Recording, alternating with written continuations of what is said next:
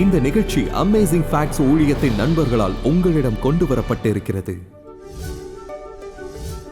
4 அடி உயரத்தில் emperor penguin உலகின் மிகப்பெரிய பென்குயின் இனமாகும். ஒவ்வொரு வசந்த காலத்திலும் இந்த கம்பீரமான பறவைகள் ஆர்டிக் பனிக்கட்டியில் 75 மைல் தூரத்திற்கு பயணித்து நடை பயிற்சி செய்து வயிற்றினால் சறுக்கி பூமியின் மிக பாழடைந்த தொலைதூர இடங்களை சென்று அடைகின்றன. பெண் பறவை முட்டை ஈன்றவுடன் அதன் ஆண் துணையாளன் அதை விரைவாக தன் காலில் உருட்டி அதை சூடாக வைத்திருக்க தன்னுடைய கொழுத்த இறகு ரோமங்களின் மடியால் மூடி அரவணைத்துக் கொள்ளும். பெண்கள் 2 மாதங்கள் கடலில் உணவை தேட புறப்படுகையில் ஆண்கள் குளிர்ந்த காற்றிலிருந்து அவைகளை பாதுகாக்க கூட்டமாக ஒன்றிணைந்து காலில் முட்டைகளை அடைகாத்து குளிர் இருண்ட பருவ குளிர்காலத்திலும் தாங்கிக் கொள்ளும். எம்பரர் பென்குயின் எந்த ஒரு உயிரினங்களிடமிருந்தும் தங்கள் குழந்தைகளை மிகவும் பொறுமையான அர்ப்பணிப்புடன் அன்பான அன்பையும் காட்டி காத்துக்கொள்ளும். வெப்பநிலை 0க்கும் கீழே 85ஆக குறைந்து பூமியின் குளிரான சூழ்நிலைகளிலும் இதை செய்கிறது. வேதம் கூறுகிறது, கடைசி நாட்களில், ஏனென்றால் அக்கிரமம் மிகுதியாவதினால் அநேகருடைய அன்பு தணிந்து போம். ஆனால் உங்கள் அன்பு குளிர் உலகில் கூட சூடாக இருக்க முடியும். ஒரு கிறிஸ்தவராக உங்களை சுற்றி தேவனின் அன்பு தணிந்து போகாமல் பார்த்துக் கொள்கிறீர்களா? இதற்கு முக்கியமான கேள்வி இருக்கிறது. உங்கள் கிறிஸ்தவம் உண்மையானதா? நண்பர்களே, இந்த தலைப்பில் வேதம் என்ன சொல்கிறது என்பதை காண இப்போது என்னுடன் இணையுங்கள். உலகின் பல்வேறு பகுதிகளில் மிஷனரிகளை இடம்பெறச் செய்யும் இந்த மிஷன் அமைப்பை பற்றி ஒருமுறை கேள்விப்பட்டேன். அதை சோதிக்கும் ஒரு தனித்துவமான வழி அவர்களிடம் இருந்தது. மிஷனரி தேர்வுக்கு அதிகாலை 3 மணிக்கு வருமாறு ஒரு மிஷனரிக்கு சொல்லப்பட்டது. அதிகாலை 3 மணி. ஆக அந்த நபர் அங்கு வந்தார். அவர் பரிசோதனையாளரை சந்திக்க வேண்டிய அறைக்கு சென்று அங்கு அவர் காலை 5 மணி வரை காத்திருந்தார். ஆனால் அங்கே யாரும் வரவில்லை. அவர் காலை 8 மணி வரை காத்திருந்தார். இறுதியாக பரிசோதகர் 8 மணிக்கு வந்தார். இவர் அவரிடம், தயவு செய்து எனக்கு பேக்கர் என்ற வார்த்தையை உச்சரிக்க முடியுமா என்றார். அவர் பேக்கர், BAKER, மிகவும் சரி. மீண்டும் அவர் 2 எவ்வளவு என்று தயவு செய்து சொல்ல முடியுமா என்றார். அவர் 4 என்றார். இவர் மிகவும் நல்லது என்றார். மிஷன் போர்டு உங்களை ஒரு மிஷனரியாக நிச்சயம் ஏற்றுக்கொள்ளும் என்று நான் நினைக்கிறேன் என்றார். சொல்லி கிளம்பிவிட்டார். அன்று பிற்பகல் பரிசோதகர் அங்கத்தினரை சந்தித்து, அந்த நபருடன் எனக்கு ஒரு சந்திப்பு நிகழ்ந்தது, அவர் நல்ல மிஷனரியை உருவாக்குவார் என்றார். நான் அவரை சுயமாக பரிசோதித்தேன்.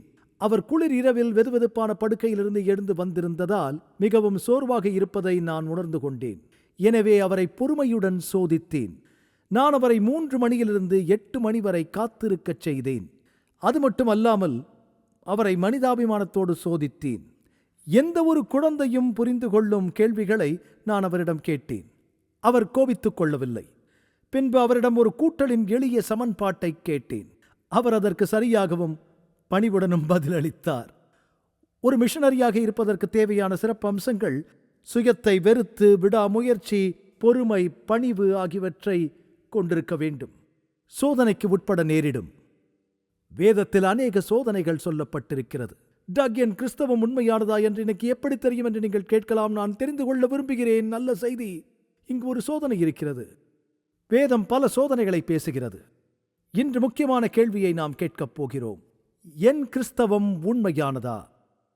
தெரிந்து கொள்ள வழி இருக்கிறதா?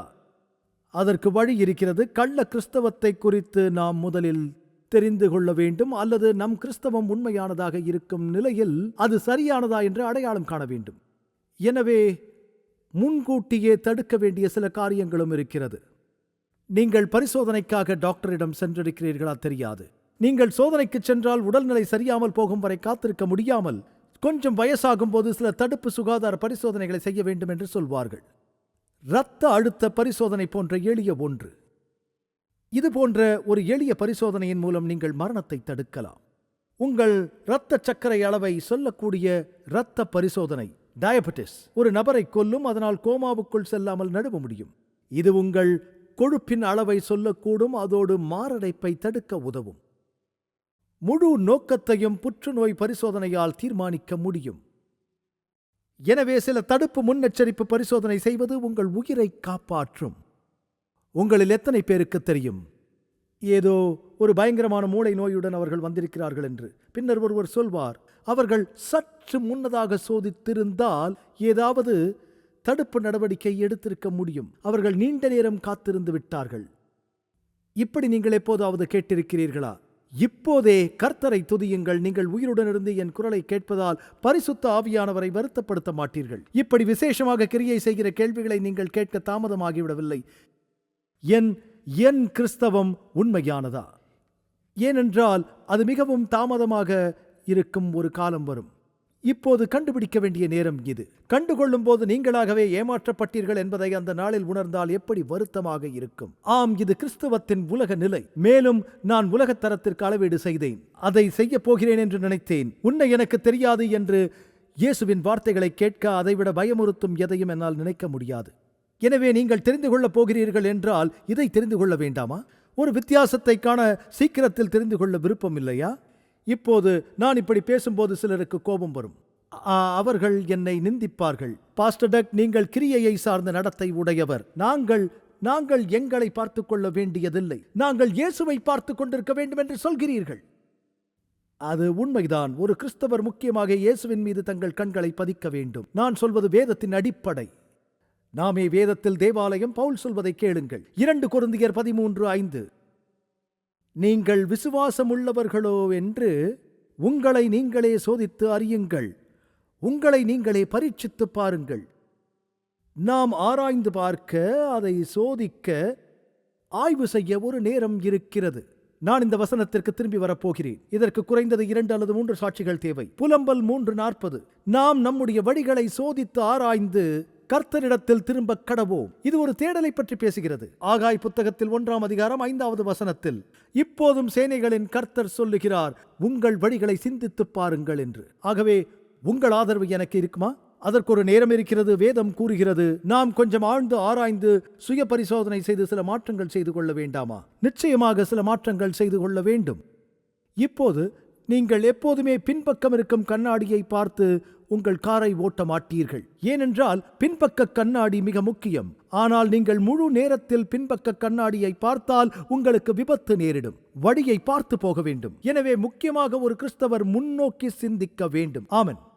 நீங்கள் முன்னோக்கி பார்க்க வேண்டும், இயேசுவின் மீது கண்களை பதிக்க வேண்டும், இலக்கை நோக்கி செல்ல வேண்டும். ஆகவே ஒவ்வொரு முறையும் உங்கள் கண்ணாடியை நீங்கள் சரிபார்ப்பது நல்லது. சூழ்நிலை விழிப்புணர்வு என்று சொல்வோம்.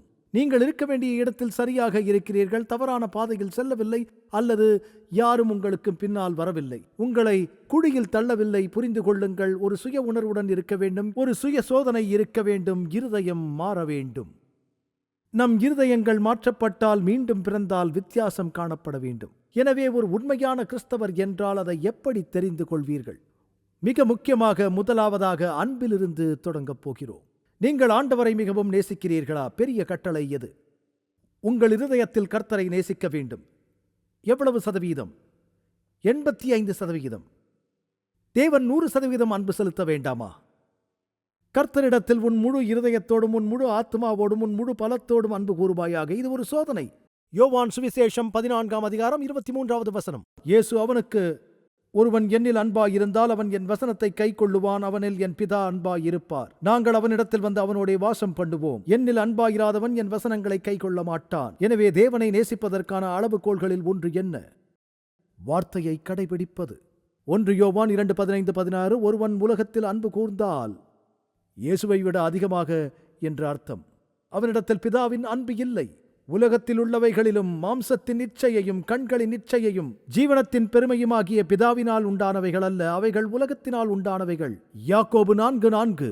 உலக சிநேகம் தேவனுக்கு விரோதமான பகை என்று அறிவீர்களா? ஆகையால் உலகத்துக்கு சிநேகிதனாய் இருக்க விரும்புகிறவன் தேவனுக்கு பகைவன் ஆகிறான்.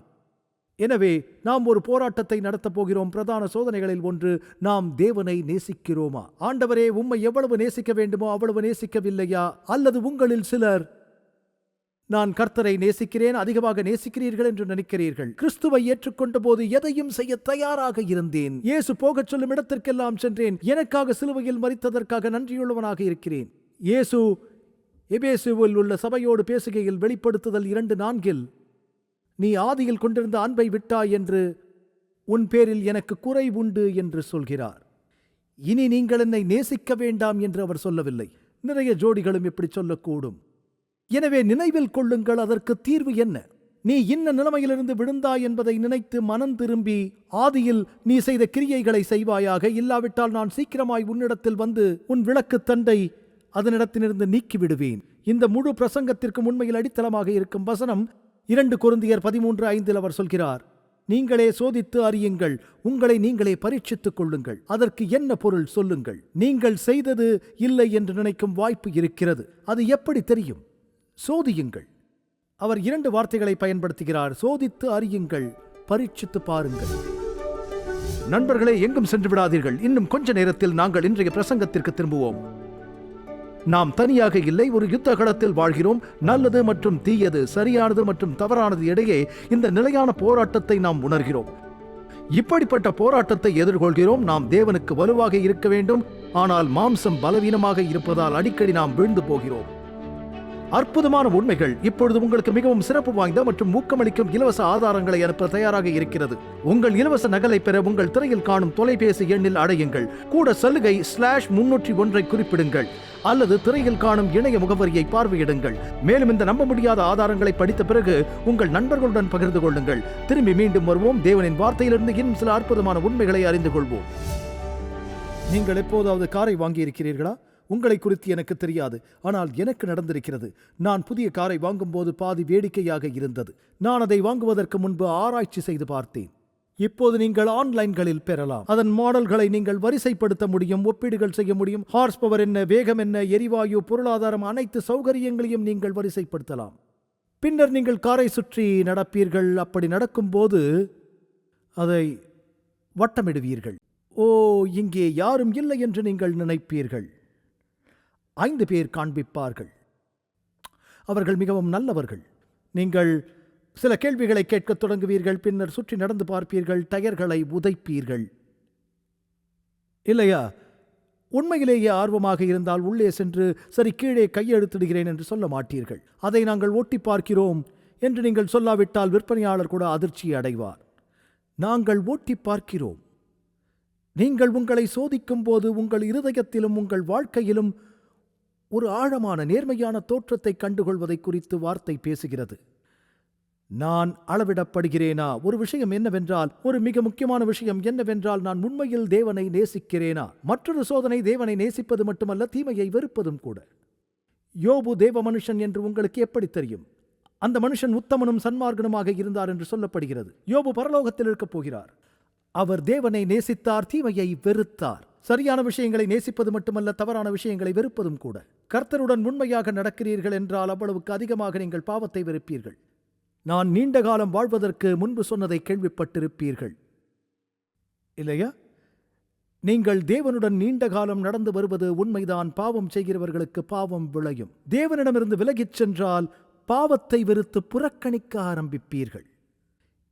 எனவே பாவம் உங்களை வருத்தப்படுத்துவது என்பது சோதனைகளில் ஒன்று. உன்னிடத்தில் நீ அன்பு கூறுவது போல் பிறனிடத்திலும் அன்பு கூறுவாயாக. இவைகளிலும் பெரிய கற்பனை வேறொன்றுமில்லை என்றார். பாவம் தேவனை காயப்படுத்தும், மற்றவர்களையும் காயப்படுத்தும்.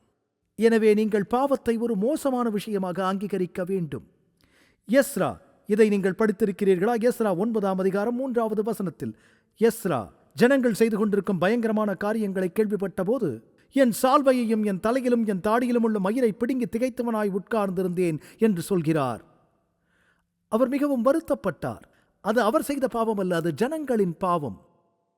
தாவீது தன் பாவத்தை குறித்து உணர்ந்தபோது நான் பாவம் செய்தேன் என்கிறார். தேவனிடம் ஜெபித்தார், உபவாசம் இருந்தார். பாவத்தின் காரணமாக 7 நாட்கள் முழுவதும் தேவனிடத்தில் ஜெபம் செய்தார், பாவத்திற்காக. நாம் ஒரு பாவம் நிறைந்த உலகில் வாழ்ந்து கொண்டிருக்கிறோம். நீங்கள் அதை பயன்படுத்திக் கொள்கிறீர்கள். அது ஆபத்தானது.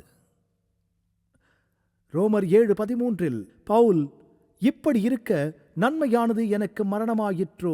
அப்படியல்ல, பாவமே எனக்கு மரணமாயிற்று. பாவம் கற்பனையினாலே மிகுந்த பாவம் உள்ளதாகும் படிக்கும் என்று சொல்கிறார். நாம் இதை புரிந்து கொள்ள வேண்டும். பவுல் சொல்கிறார், நான் மாற்றப்படுவதற்கு முன்பு நான் ஒரு பெரிய பரிசேயனாக நினைத்தேன். கற்பனை வந்தபோது பாவம் உயிர் கொண்டது, நான் மரித்தவனானேன். உண்மையில் யார் என்று உணர்ந்தேன். சிலுவையின் வெளிச்சத்தில் மட்டுமே பாவம் மோசமானது என்பதை பார்க்க முடியும். எனவே ஒரு துல்லியமான சோதனை என்று நான் நினைக்கிறேன். மற்றொரு வசனம் ஏசாயா 33:15, நீதியாய் நடந்து செம்மையானவைகளை பேசி இடுக்கண் செய்வதால் வரும் ஆதாயத்தை வெறுத்து பரிதானங்களை வாங்காதபடிக்கு தன் கைகளை உதறி இரத்தம் சிந்துவதற்கான யோசனைகளை கேளாதபடிக்கு தன் செவியை அடைத்து ஒரு வெறி பிடித்தவர் போல் தெரிகிறது. ஆனால் ஏசாயா சொல்வதை கேளுங்கள். அவன் கர்த்தரோடு உயர்ந்த இடங்களில் வாசம் பண்ணுவான். புண்படுத்தப்பட்ட நபர் காதுகளை செருகி வன்முறையை கேட்பது. ஒருவர் லஞ்சம் கொடுக்க முயற்சிக்கும் போது கை குலுக்குகிறார்கள். தீமையை பார்க்காமல் கண்களை மறைக்கிறார்கள். அது ஏன் என்று தெரியுமா? பொல்லாத உலகில் பரிசுத்தமாக இருக்க முயற்சிக்கிறார்கள். பாவத்தை குறித்து நீங்கள் புரிந்து கொள்ளும் ஒரு அணுகுமுறை உங்களுக்கு இருக்க வேண்டும். நீங்கள் தொடர்ந்து தேவனோடு நெருங்கி நடக்கும்போது மேலும் மேலும் தவறுகளை உணர்ந்து கொள்வீர்கள். நீங்கள் ரட்சிக்கப்படவில்லை என்று அதற்கு அர்த்தமல்ல. உண்மையில் இது ஒரு சோதனை. நீங்கள் உண்மையில் பாவத்தை உணர்கிறீர்களா அல்லது அதை குறித்து கவலைப்படாத இடத்திற்கு வந்திருக்கிறீர்களா? அதிகமாக வெளிப்பட்டதால் புரிந்திருப்பீர்கள் இல்லையா? இது ரயில் பாதையில் வசிக்கும் ஒரு நபரை போன்றது. அவர்கள் இனி ரயிலின் சத்தத்தை கேட்க மாட்டார்களா என்ன? நீங்கள் விமான பாதையில் இருக்கிறீர்கள். நீங்கள் கவனிக்க மாட்டீர்கள். நண்பர்கள் வருகிறார்கள். ஒரு ஜெட் வந்து இறங்கியது போல் வீடு குலுங்குகிறது. என்ன சத்தம் என்று கேட்கிறீர்கள்.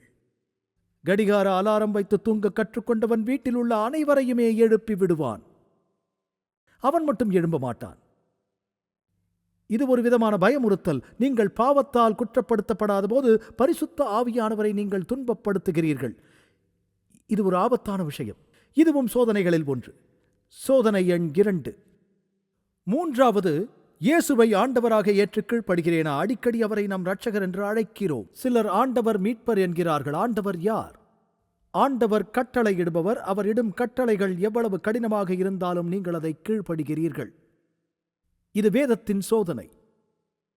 1 யோவான் 1:6. நாம் அவரோடு ஐக்கியப்பட்டவர்கள் என்று சொல்லியும் இருளிலே நடக்கிறவர்களாய் இருந்தால் நாம் சத்தியத்தின்படி நடக்கவில்லை. யோவான் 14:15. நீங்கள் என்னிடத்தில் அன்பாயிருந்தால் என் கற்பனைகளை கைக்கொள்ளுங்கள். ஆமென். 1 யோவான் 2:3-6. அவருடைய கற்பனைகளை கைக்கொள்ளுகிறவர்களானால் அவரை அறிந்திருக்கிறேன் என்று சொல்லியும் அவருடைய கற்பனைகளை கைக்கொள்ளாதவன் பொய்யனாயிருக்கிறான். அவனுக்குள் சத்தியமில்லை. அவருடைய வசனத்தை கைக்கொள்ளுகிறவனிடத்தில் தேவ அன்பு மெய்யாய் பூரணப்பட்டிருக்கும். நாம் அவருக்குள் இருக்கிறோம் என்பதை அதனாலே அறிந்திருக்கிறோம். இப்போது அவரை ஏற்றுக்கொண்டதற்கான காரணம் என்ன? வார்த்தைகளை கவனியுங்கள். பவுல் சொல்கிறார், நீங்கள் விசுவாசம் உள்ளவர்களா என்று நீங்களே சோதியுங்கள். கிறிஸ்து உங்களுக்குள் இருக்கிறார் என்று உங்களை நீங்களே அறியீர்களா? யோவான் இங்கே ஒரு பரீட்சை என்கிறார். இதன் மூலம் அவருக்குள் இருக்கிறோமா என்று தெரியும். அவருக்குள் நிலைத்திருக்கிறேன் என்று சொல்லுகிறவன் அவர் நடந்தபடியே தானும் நடக்க வேண்டும். நீங்கள் அப்படி செய்யும் போது உங்களுக்கு என்ன கிடைக்கும்? எல்லாவற்றையும் பெறுவீர்கள். உண்மையான கிறிஸ்தவராக இருப்பீர்கள் என்றால் கர்த்தருக்கு கீழ்ப்படியுங்கள். நீங்கள் வார்த்தையை கேட்பவராக மட்டுமல்ல. யாக்கோபு 1:22. நீங்கள் உங்களை வஞ்சியாதபடிக்கு திருவசனத்தை கேட்கிறவர்களாய் மாத்திரமல்ல, அதன்படி செய்கிறவர்களாயும் இருங்கள். நண்பர்களே, அன்று நான் கர்த்தருக்கு முன்பாக நிற்க விரும்ப மாட்டேன். நீங்கள் என்னை பற்றி நினைப்பது எனக்கு பொருட்டல்ல. நான் கவனித்த நாட்கள் இருக்கின்றன. ஆனால் பெரிய காரியம் அது ஒரு பொருட்டல்ல. உண்மையிலேயே முக்கியமாக நடக்கும் விஷயம் அவர் நினைப்பதுதான். அது சரியல்லவா? நீங்கள் வாக்கு கொடுத்தது பொருட்டல்ல. அவர் எனக்கு வாக்கு கொடுத்திருக்கிறார். அதுதான் முக்கியம். நான் அவருக்கு முன் நின்று நான் உன்னை அறியவில்லை என்று அவர் சொன்னால் நான் என்னை வஞ்சித்துக் கொள்வேன். யாக்கோபு கூறுகிறார், உங்களை வஞ்சித்துக் கொள்ளும் வழிகளில் ஒன்று வார்த்தைகள் போதும், நற்செயல்கள் தேவையில்லை என்று நினைக்கிறீர்கள். அவர் சொல்கிறார், நீங்கள் உங்களை வஞ்சியாத படிக்கு திருவசனத்தை கேட்கிறவர்களாய் மாத்திரமல்ல, அதன்படி செய்கிறவர்களாயும் இருங்கள். ஒருவன் திருவசனத்தை கேட்டும் அதன்படி செய்யாதவனானால் கண்ணாடியிலே தன் சுபாவ முகத்தை பார்க்கிற மனுஷனுக்கு ஒப்பாயிருப்பான். அவன் தன்னைத்தானே பார்த்து அவ்விடம் விட்டு போனவுடனே தன் சாயல் இன்னதென்று மறந்து விடுவான். பூரண பிரமாணத்தை உற்று பார்த்து அதிலே நிலைத்திருக்கிறவனே கேட்கிறதை மறக்கிறவனாயிராமல் அதற்கேற்ற கிரியையை செய்கிறவனாயிருந்து தன் செய்கையில் பாக்கியவானாயிருப்பான். இப்போது 80% கீழ்ப்படிய தேவன் கேட்கிறாரா? அதில் நமக்கு 10% தள்ளுபடி உண்டா, அல்லது அவர் 90% விரும்புகிறாரா? சில தேவாலயங்கள் நீங்கள் 90% கீழ்ப்படிந்தால் போதும் என்று நினைக்கின்றன. அதற்குத்தான் கர்த்தர் சொல்கிறார், உபாகமம் 5:29.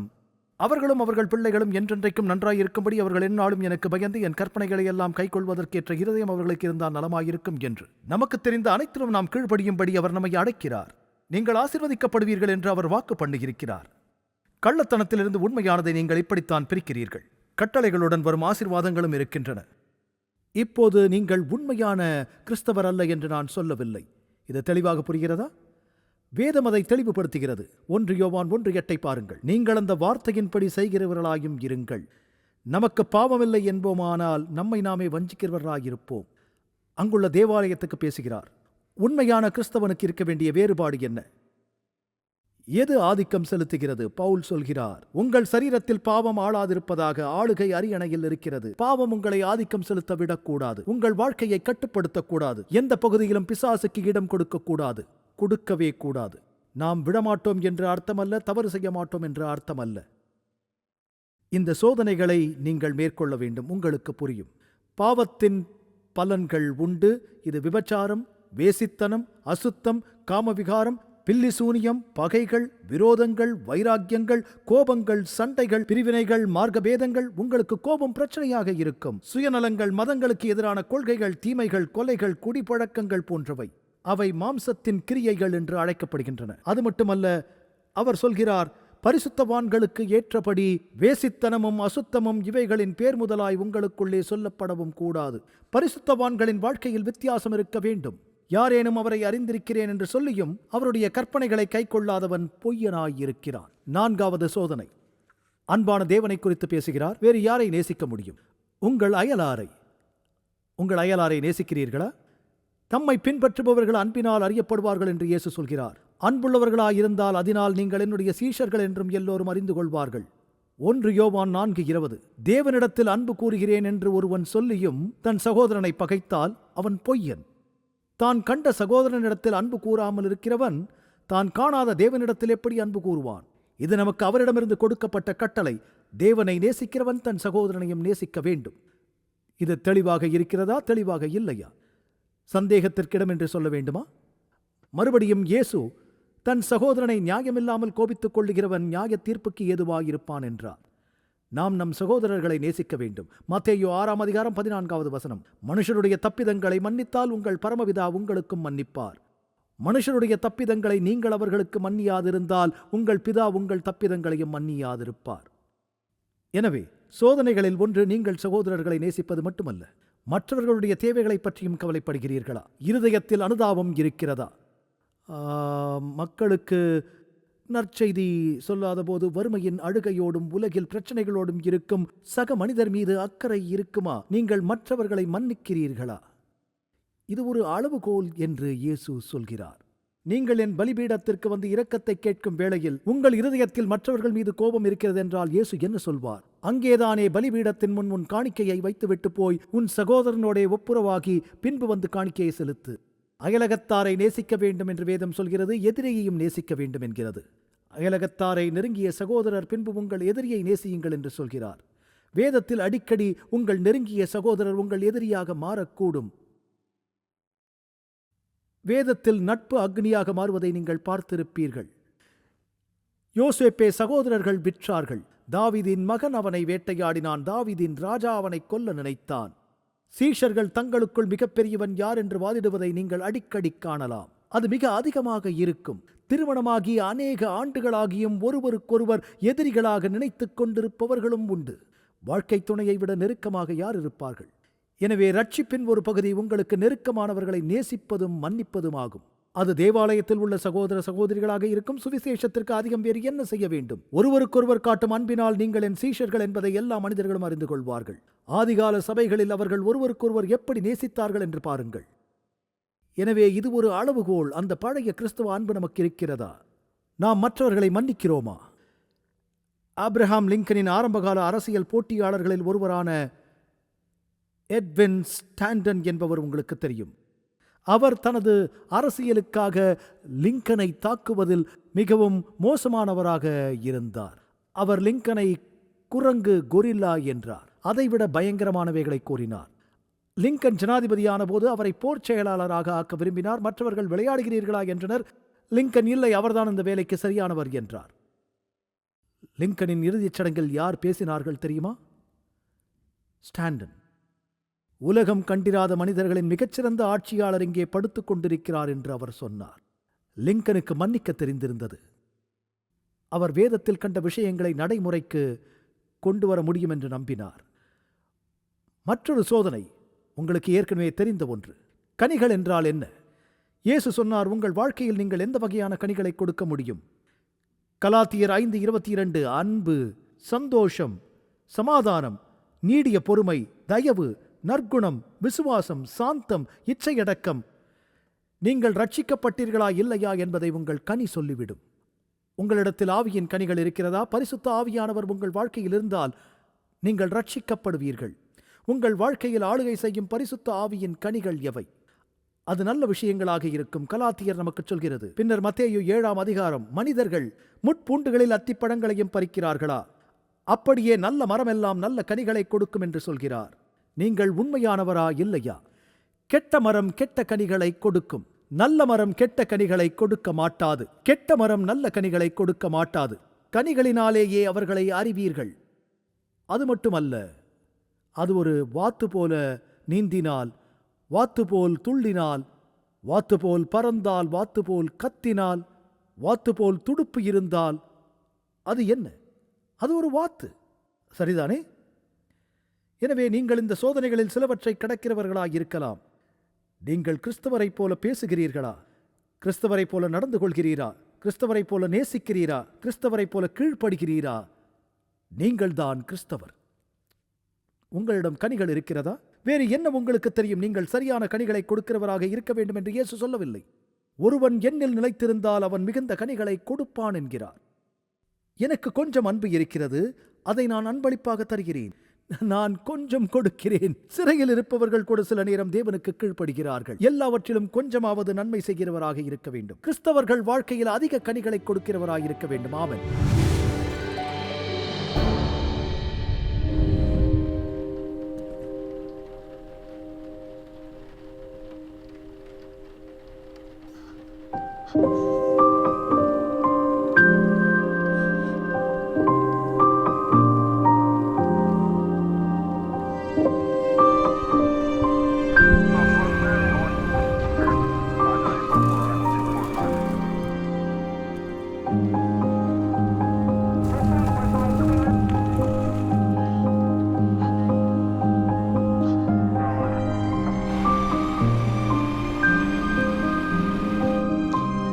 கூட்டம் ஒன்றாக கூடி வர முடியும். இனி வலி இல்லை, இனி காவல் நிலையம் இல்லை, இனி நோயும் இல்லை, மரணமும் இல்லை, துக்கமும் இல்லை. மேலும் அன்பான நண்பர்களே, நம் உலகில் இந்த வேதனையும் துயரமும் நாம் அனுபவிக்க வேண்டும் என்பது நம் தேவனின் நோக்கமில்லை. அவர் தனது சித்தமான யாவையும் நமக்கென வைத்துப் போயிருக்கிறார். சாந்த குணமுள்ளவர்கள் பாக்கியவான்கள். நான் பசியாயிருந்தேன், நீங்கள் எனக்கு போஜனம் கொடுத்தீர்கள். மிகவும் சிறியவர்களாகிய இவர்களில் ஒருவனுக்கு, என் சகோதரா, எதை செய்யாதிருந்தீர்களோ அதை எனக்கே செய்யாதிருந்தீர்கள்.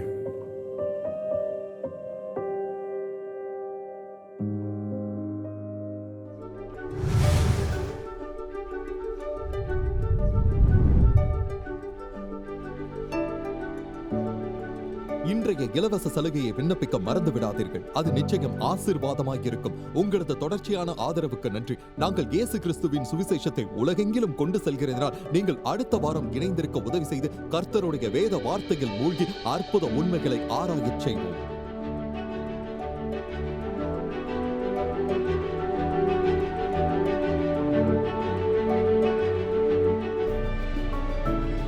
இந்த நிகழ்ச்சி அமேசிங் ஃபேக்ட்ஸ் ஊழியத்தின் நண்பர்களால் உங்களிடம் கொண்டு வரப்பட்டிருக்கிறது.